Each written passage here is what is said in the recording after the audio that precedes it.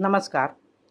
भगवत पूज्यपाद श्रीमद आद्य शंकराचार्य विरचित गंगा स्तोत्रातील 12वा श्लोक आज आपण पाहू. हा श्लोक म्हणजे या गंगा स्तोत्राची फलश्रुती सांगणारा श्लोक आहे. भो भुवनेश्वरी पुण्ये धन्ये देवी द्रवम अयि मुनिवर कन्ये गंगास्तवम इमम अमलम नित्यम पठति नरो यः सजयति सत्यम. भो भुवनेश्वरी, हे भुवनेश्वरी देवी, संबोधन वापरलेलं आहे इथे आचार्यांनी. भो भुवनेश्वरी देवी, तू कशी आहेस? पुण्ये, तू पुण्यवान आहे.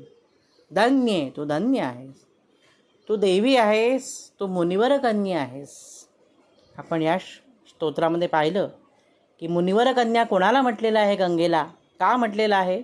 याचं कारण ती जान्हवी आहे. ती जन्नू नावाच्या मुनींच्या कानातून प्रगट झालेली आहे, म्हणून ती मुनिवर कन्या.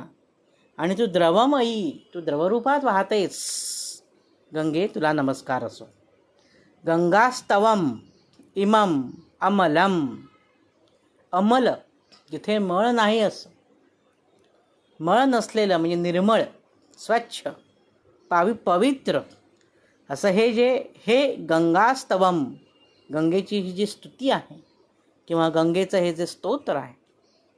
यहा नरहा नित्यम पठती, जो नर, जो मनुष्य हे स्तोत्र रोज वाचतो, सहा जयती सत्यम, त्याला सर्वत्र विजय प्राप्त होतो, त्याला सर्व प्रकारचे लाभ प्राप्त होतात, अशी फलश्रुती इथे आचार्य सांगतात. आजच्या भागात इथेच थांबतो.